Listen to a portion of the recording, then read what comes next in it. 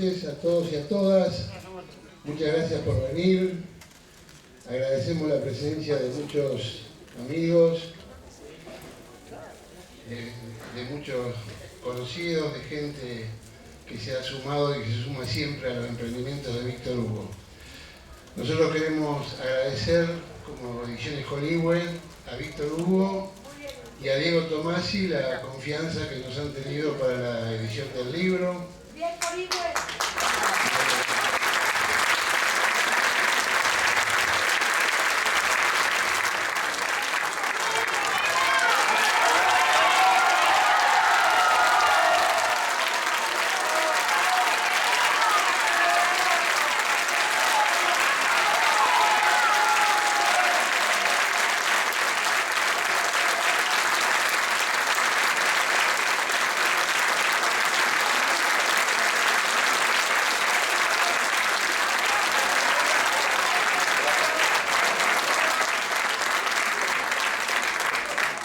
Queremos agradecer también al sindicato, a Foetra Buenos Aires, Foetra que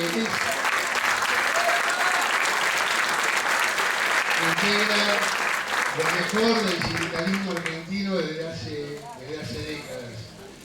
Y lo hacemos en la persona de su secretario general, que hoy no puede estar presente por un tema personal, el compañero Iadarola, y el compañero Juan Conravide, que es el responsable de la organización de este maravilloso campeonato que es uno de los mejores de Buenos Aires. Así que bueno, para que yo iba a mencionar la presencia de Estela, pero ya ustedes, lo único que quiero decir es que ha sufrido una agresión incalificable de un impresentable que, bueno, los dejo entonces Víctor Hugo.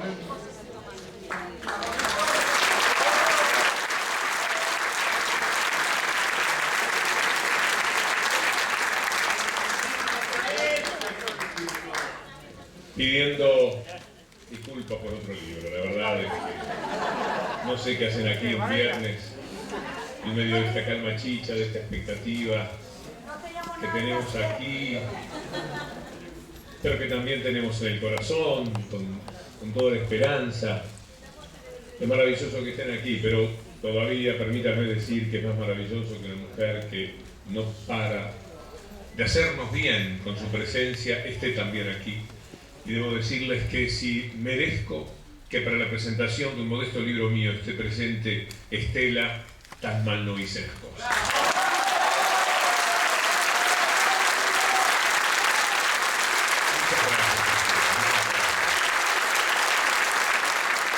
Quiero agradecer a Aurelio Narvaja, a Fabián, su hijo, a toda la gente de Coligüe, lo que han hecho por este libro.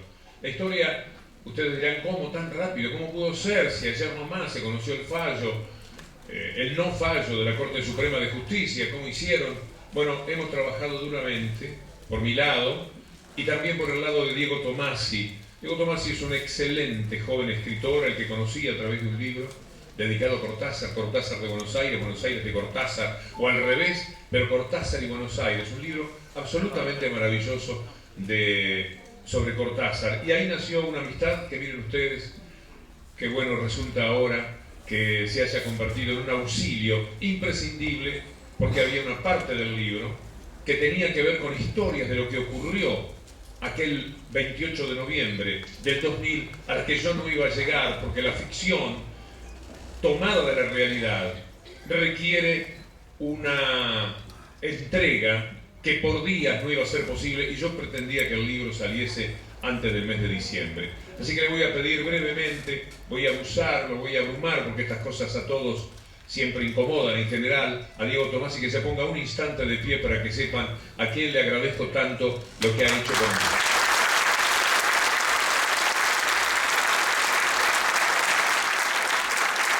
Bueno, escribimos con celeridad y Coligüe ha puesto un libro, yo creo que debe ser un récord, porque los libros no se presentan con el pedido de lo pueden publicar ahora, y que inmediatamente dijeran no sabemos cómo, pero lo vamos a publicar, y han hecho un libro precioso, Un libro es algo tan lindo de tener en las manos. Yo jamás leería esto a través de la internet, por ejemplo.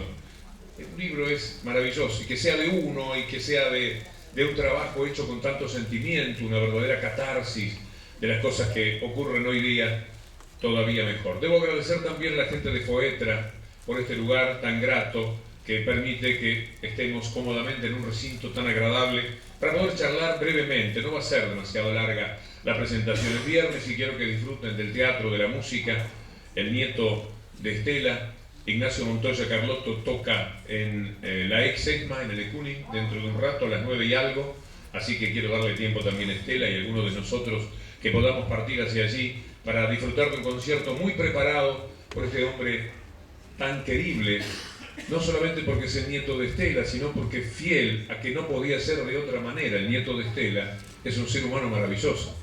Entonces, también hay por allí un crédito y un cariño muy especial. Y por suerte, él hizo su carrera mucho antes de saber quién era. Qué cosa dolorosa decirlo. Mucho antes de saber quién era, él ya tenía un recorrido y una actividad como músico respetado, actuando con varios de los mejores artistas del país. O sea que no es el producto de alguien que se pudo... No te puedo creer, Omar Pacheco está allí, uno de los grandes directores de teatro de este país, director de la Nación. Un momentito, porque si no, no se ve. Gracias, Omar. Bueno, quizá que estamos, para que no le caiga el aplauso, quiero agradecer a Darío Villarroel, que es una especie de...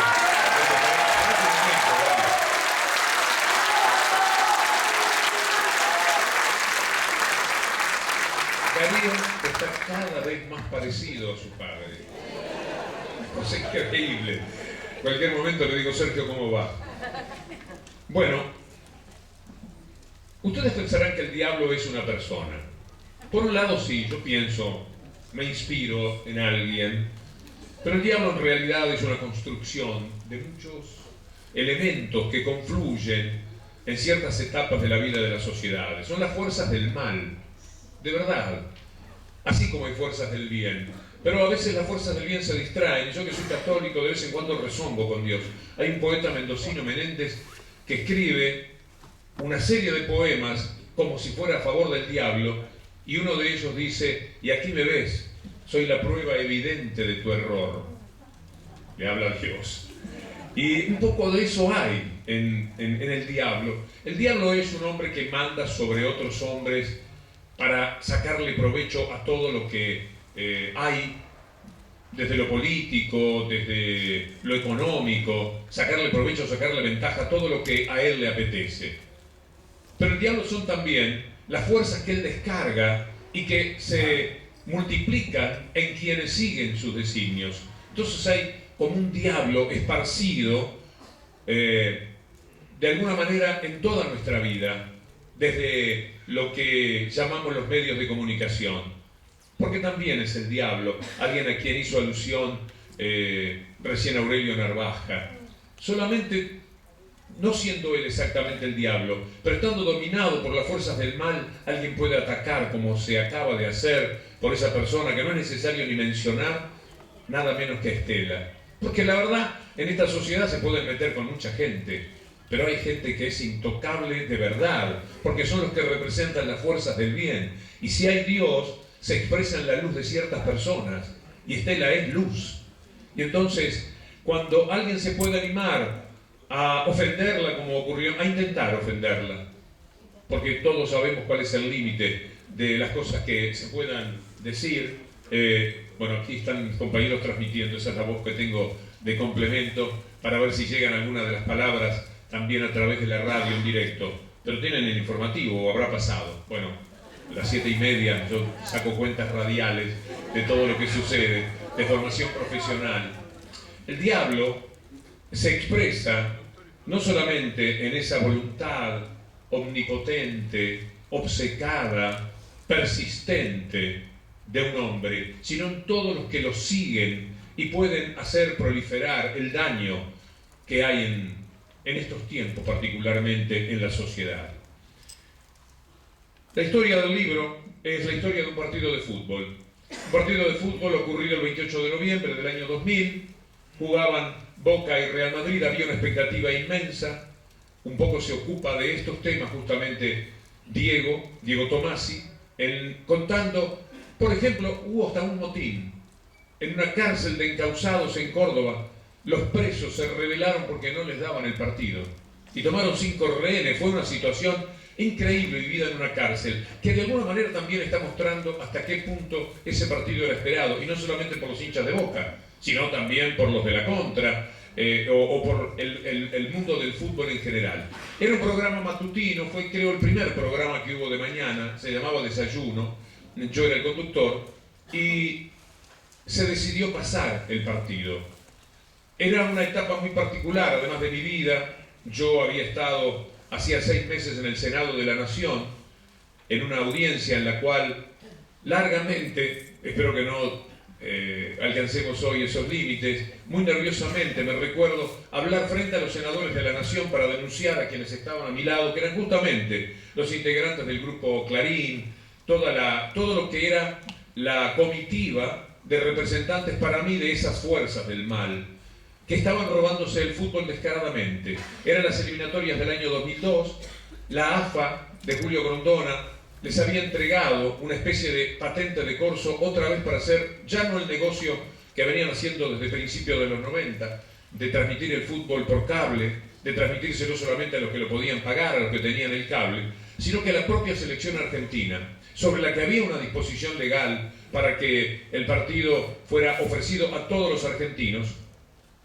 ellos consiguieron, por una maniobra que era que la AFA le vendía los derechos a una empresa que se llamaba Daico, que era justamente de ellos, era de alguna manera una oficina al lado de Clarín, era un membrete, un sello, pero que le daba la ventaja de que eso se convertía en un negocio internacional, sujeto a cuestiones jurídicas que hacían inatacable eso que la AFA le había dado a Daico. Por supuesto, Daico era Clarín, era Torneos y Competencias, era todas estas fuerzas dominantes del fútbol.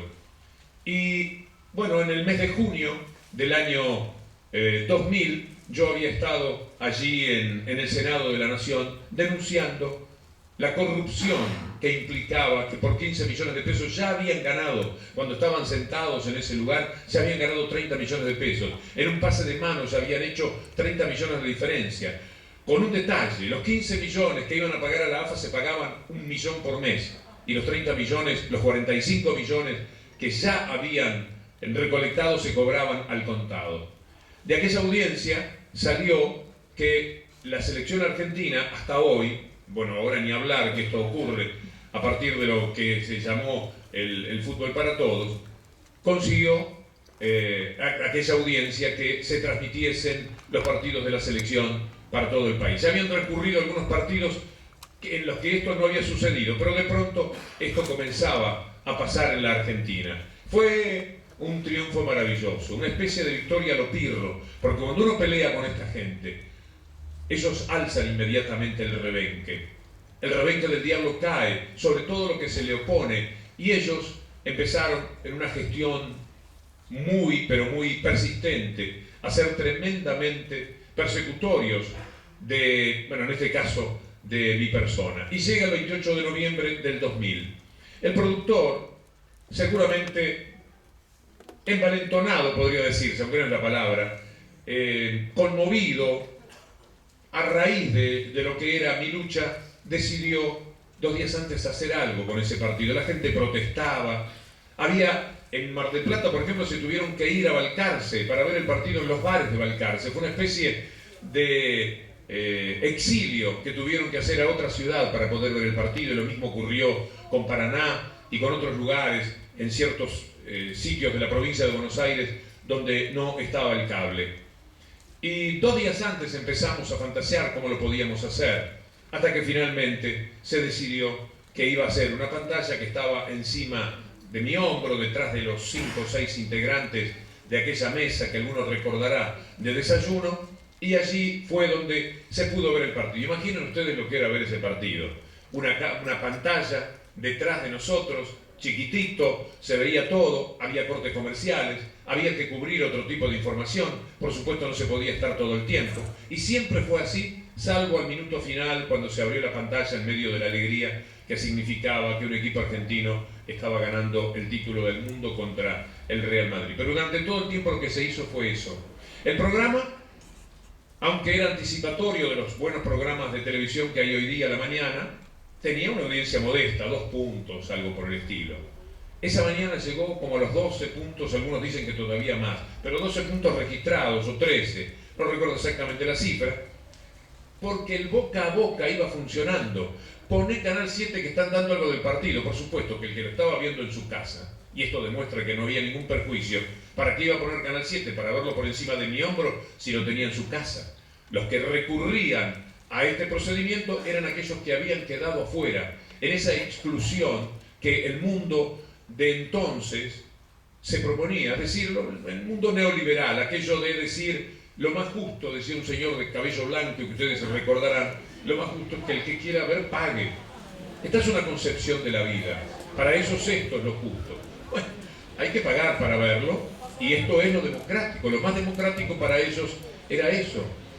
Y para nosotros la idea era que lo más democrático era acercarle eso tan esperado y tan querido a la mayor cantidad de gente que fuera posible. Se transmitió el partido, inmediatamente hubo una reacción muy positiva y durante la transmisión también de muchísima gente.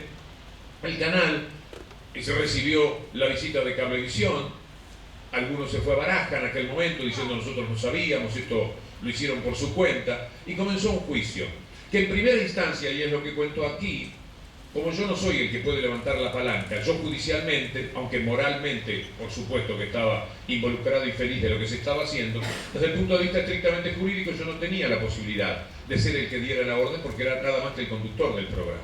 Y en primera instancia, después de algunos años, un juez decretó que yo no tenía responsabilidad. Y ahí aparece la gran mentira de todo este juicio, porque ellos lo que querían era a mi persona.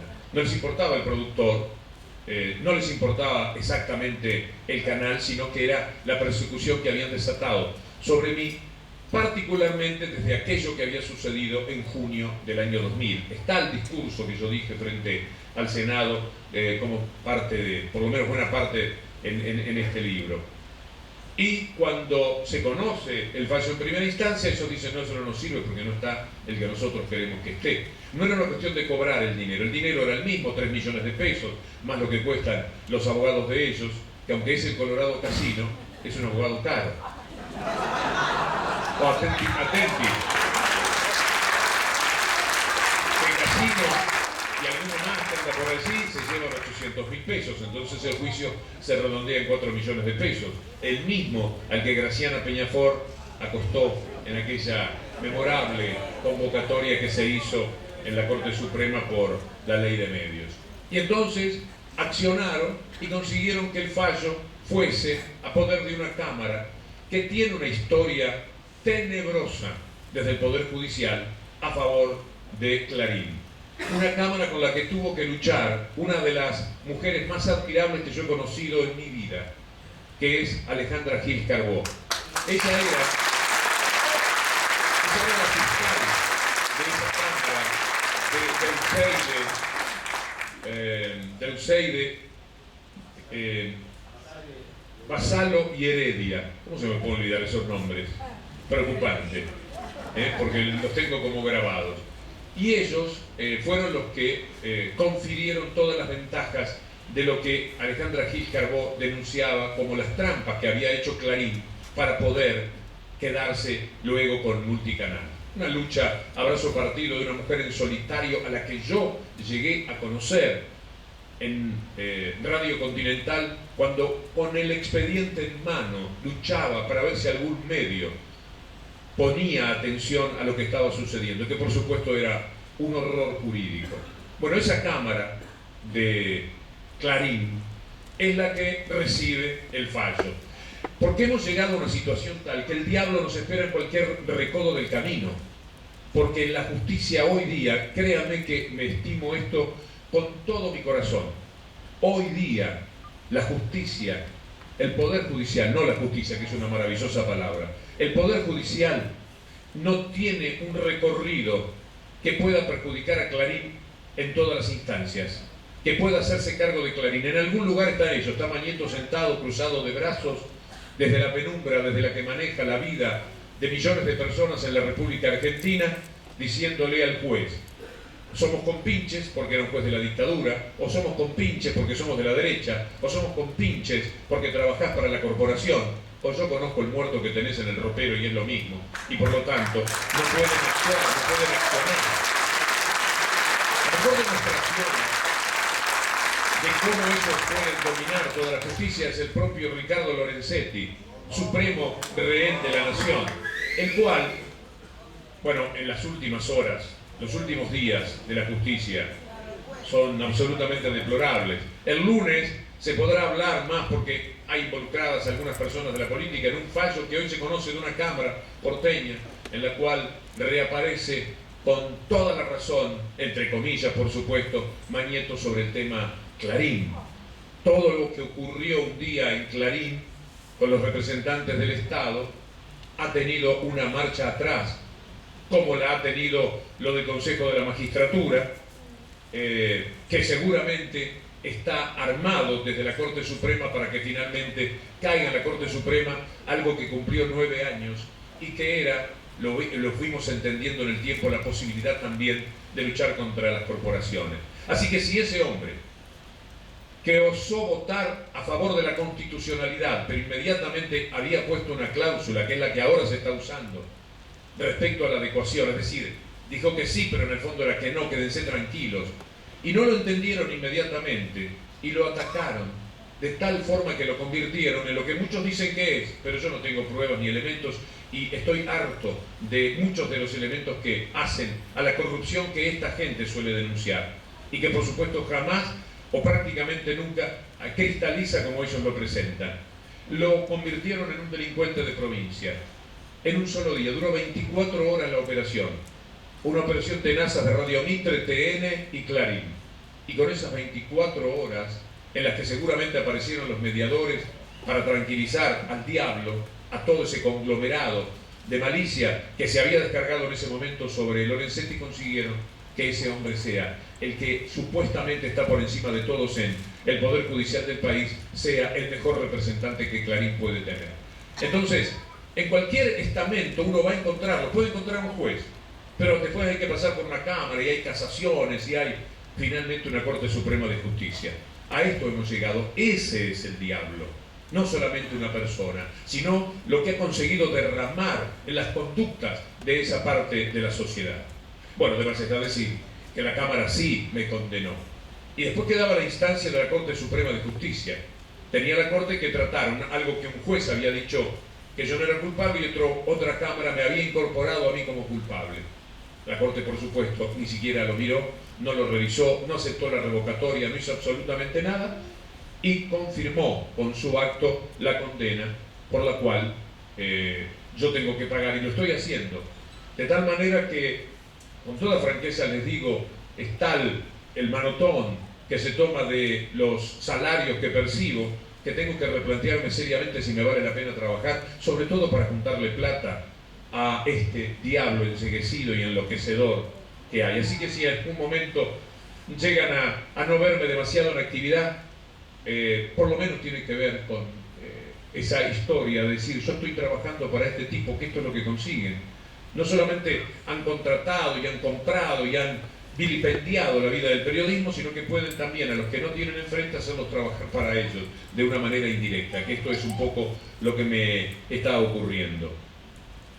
Hay un capítulo que habla de lo que es muy breve, que habla de lo que es ese poder que ellos derraman y que es lo que yo trato de ejemplificar como el diablo. El capítulo tiene como título Babas del poder, y posiblemente ustedes entiendan lo que quiero decir. Cuando se ataca un poder, los enemigos se multiplican. En la crítica a personajes como el empecinado Mañeto, la verdad que este adjetivo, cuando lo leí de nuevo en el libro, digo, qué modesto. Empecinado. Con todo lo que se me pudo haber ocurrido, ¿no? Es que a veces en un libro uno trata de dar un poco más de sobriedad. En la oralidad se saca un poco. Esto es como un estilo prolijo de escribir.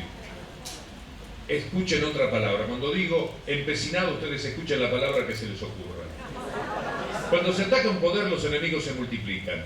En la crítica a personajes como el empecinado Mañeto, el acusador, con una gomera en la mano, es decir, yo con una gomera en la mano, sabe que la respuesta es a perpetuidad, salvo que renuncie a su dignidad y se someta a la dependencia de alguien cuyas tenazas significan un cepo moral para el resto de su vida. Ha sucedido muchas veces, y algún ejemplo habita de inmediato al lector.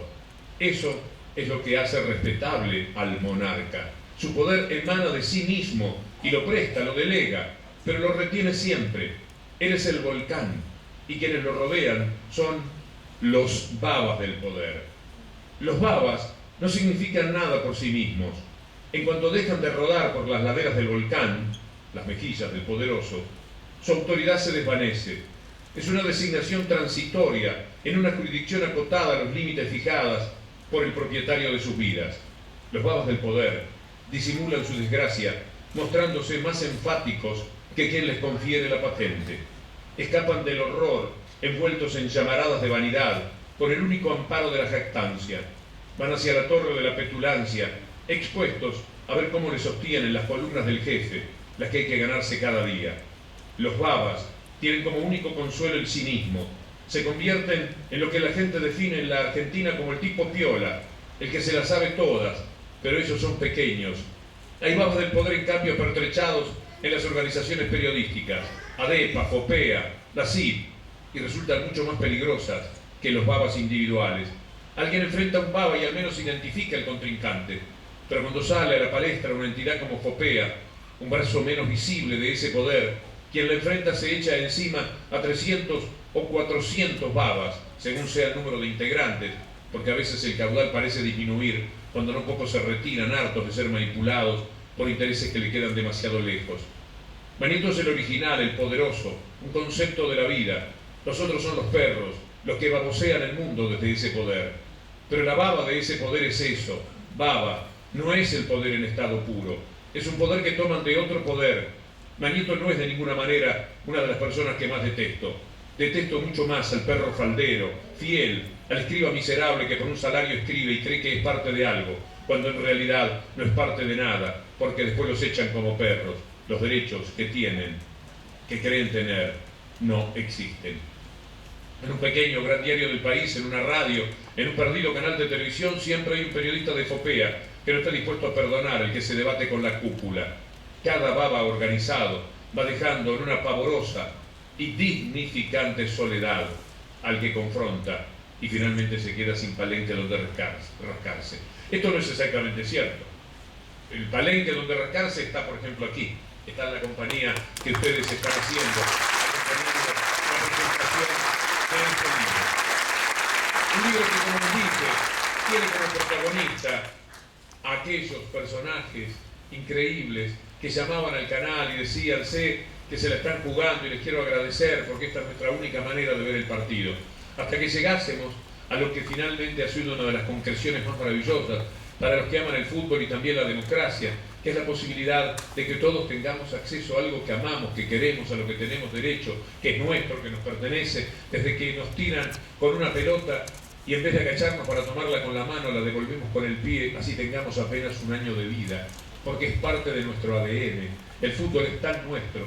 Y aquel día que lo negaban, aquel día que le negaban la posibilidad de ese partido remoto, allá en el oriente, ese partido jugado lejos, y que la televisión podía traer para unos pocos, valía la pena, porque de esto sigo pensando que vale la pena haberlo hecho, traerlo para aquellas personas que, además de ver el partido y gozarlo, pudieron pensar que por un momento al menos les estaban devolviendo un derecho que suele quitárseles, o que solía quitárseles en aquella época. Así que, por ese lado, estamos bastante felices de que así sea. Pero estas horas en las que el diablo, ese diablo que es múltiple, esas fuerzas del mal que van y vienen y que enloquecen de odio a una parte de la sociedad, ese diablo se expresa muchísimas veces a través del Poder Judicial. Y yo escribí en el primero de los capítulos algo que tiene que ver con Lorenzetti y su justicia, porque es necesario prestar atención a lo que está ocurriendo. Se les está yendo la mano. Yo no sé exactamente qué es lo que los está animando. Me da miedo lo que los anima, pero también me da esperanzas que estén tan animados en comportarse de esta manera. El título del diario La Nación de hoy, la tapa del diario La Nación, es una demostración de que algo que se nos escapa está ocurriendo. O están con una gran soberbia anticipada porque saben mucho y entonces se comportan de esa manera, o saben mucho y están más enloquecidos todavía. Con toda franqueza, cuando leía yo la tapa hoy de ese diario, fluctuaba entre, caramba, ¿cómo se animan a este desprecio por el periodismo? Aquellos que son de alguna manera periodistas. Y después decía, ¿será parte de la locura de estos últimos años? ¿Serán las últimas fichas que están jugando a que las cosas sean como ellos quieren? Pero al lado de toda esa información enferma que estaban entregando por más de media página, 3/4 de página, había una noticia más de las últimas. Una tenía que ver, estoy hablando del Poder Judicial, estoy hablando de Mañeto, una tuvo que ver con YPF. Imaginen ustedes poderle contar a quienes tienen que invertir lo que era el acuerdo entre el gobierno y Chevron, que además les digo, algún jurista lo va a decir próximamente, porque yo intuí algo y he hecho mis consultas.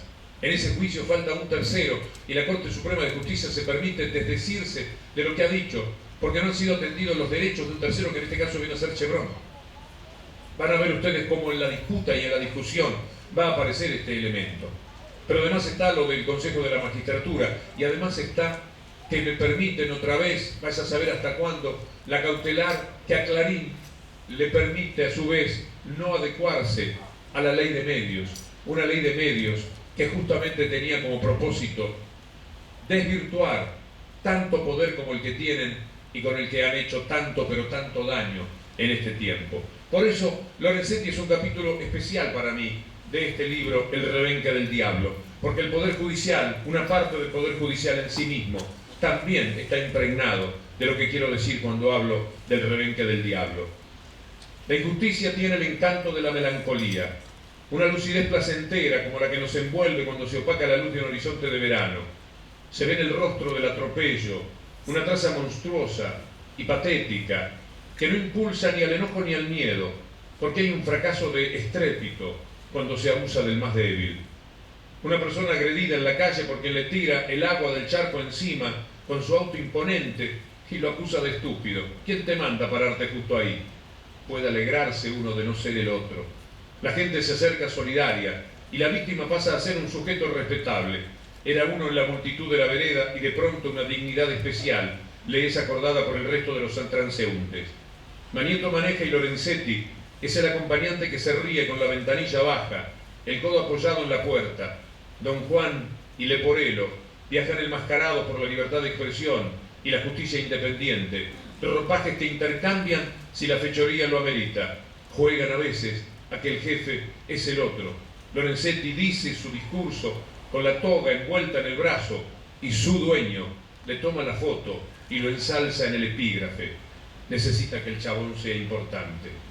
Ricardo Lorenzetti al frente de la Corte Suprema como un dios griego parado con su arpón en el medio de la fuente era el último personaje al que se podía recurrir.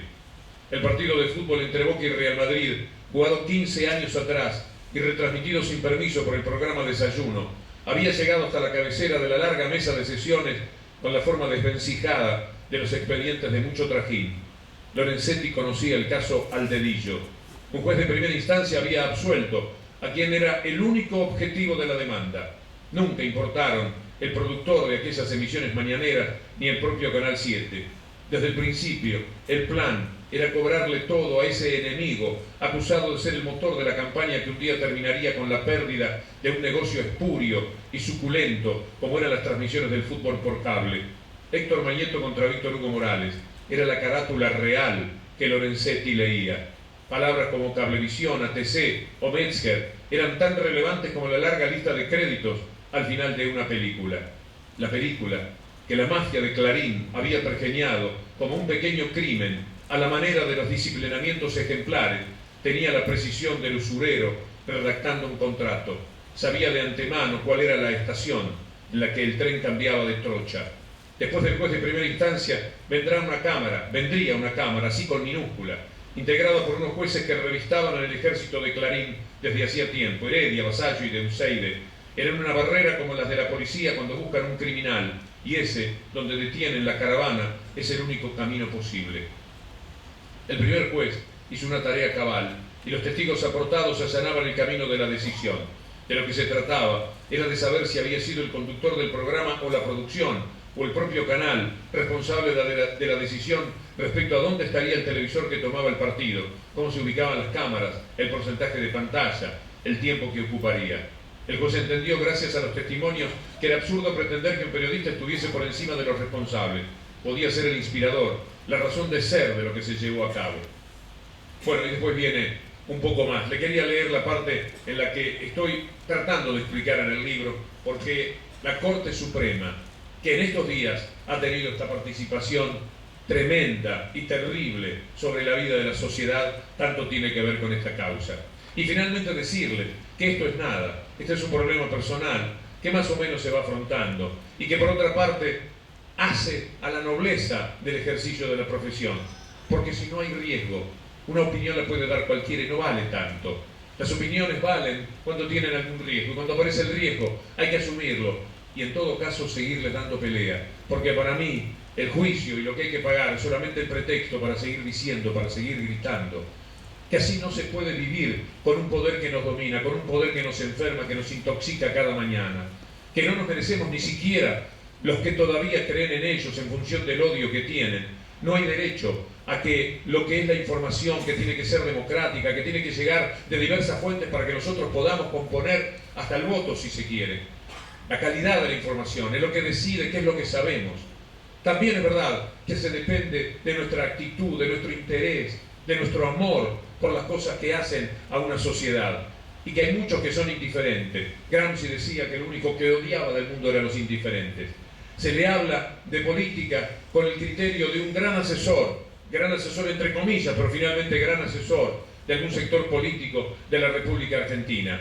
Se le habla a la gente pensando que es altísimo el porcentaje. Él dice el 60%, ojalá que no sea tanto, pero dice que el 60% de la sociedad vive la política con indiferencia. Por eso se le puede hablar livianamente a la gente, se le puede decir cualquier cosa, se le puede decir pajaritos y mariposas, y que la gente crea que le están hablando de política.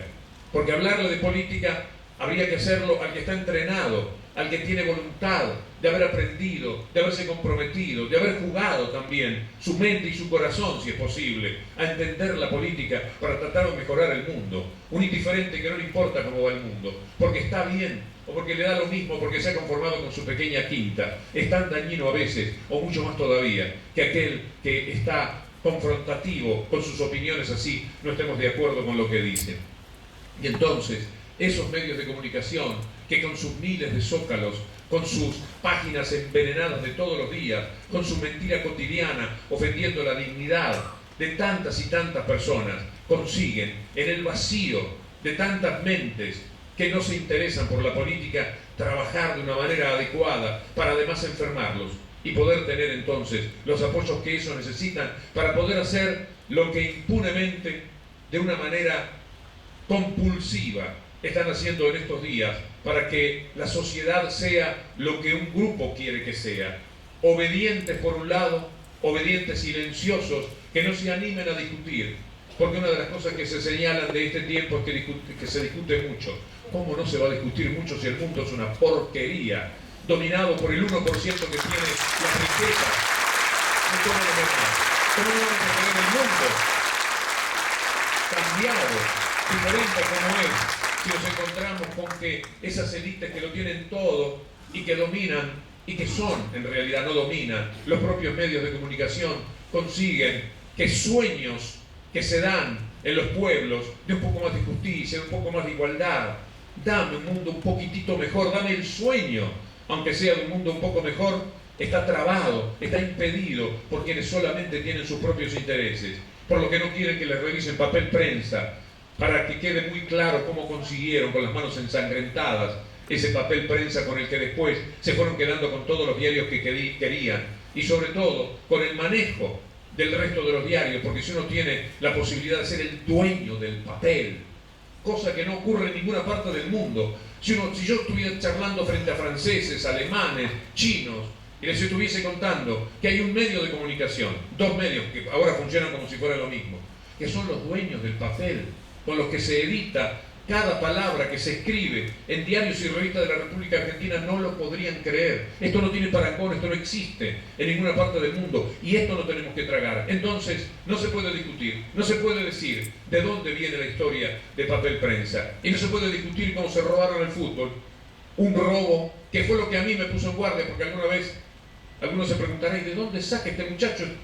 Me digo muchacho, esta idea de pelear contra esta gente. ¿Por qué? Bueno, porque estaba ahí, me tocó verlos en acción, robándose todo y apañando a los que lo ayudaban a robarse todo, dirigentes del fútbol, dirigentes de los clubes, dirigentes de la AFA, a los que ellos protegían porque mientras tanto le daban los contratos, con los que se robaban miles de millones de pesos, que ya podemos decir miles de millones de dólares, en toda la República Argentina. Algo que se terminó, por suerte, en el 2009, pero ya habían hecho tanto dinero como el que demuestra el juicio que alguna vez intentaron, pero que después no hicieron, por 2.300 millones por los pocos años que les faltaban todavía, lo que demuestra cuánto se habían robado gracias a la patente de Corso que les había entregado el fútbol para que se lo pudieran robar durante todos esos años. Tan sinvergüenzas son, tan indecentes, tan diabólicos, que muchos de ustedes no deben saber por qué no se hizo finalmente el juicio, que todavía está en la Corte Suprema. Lo deben tener cajoneado Lorenzetti para ver si puede abrir el cajón en algún tiempo venidero que le convenga, porque ese juicio no se pudo hacer, porque ellos tenían que pagar una tasa de justicia. Entonces no querían poner los 60, 70 millones de pesos que correspondían poner. ¿Y qué hicieron? Quisieron litigar como pobres, como indigentes. Ustedes se ríen. Lo que les estoy diciendo es absoluta, digo la verdad, doctor Villarroel. Son indigentes morales. Indigentes morales, sí señor. Sí señor. Bueno, y se quedaron también con esto. Y una ley que estaba en el corazón del pueblo, una ley salida de los representantes del pueblo. Ellos dijeron que no valía, que no servía, que era inconstitucional, y estuvieron 4 años con eso. Y un día, cuando dijeron que era constitucional, dijeron, bueno, pero igual, con la misma trampa, ideada desde adentro de aquella votación del 29 de mayo del 2013, que le costó a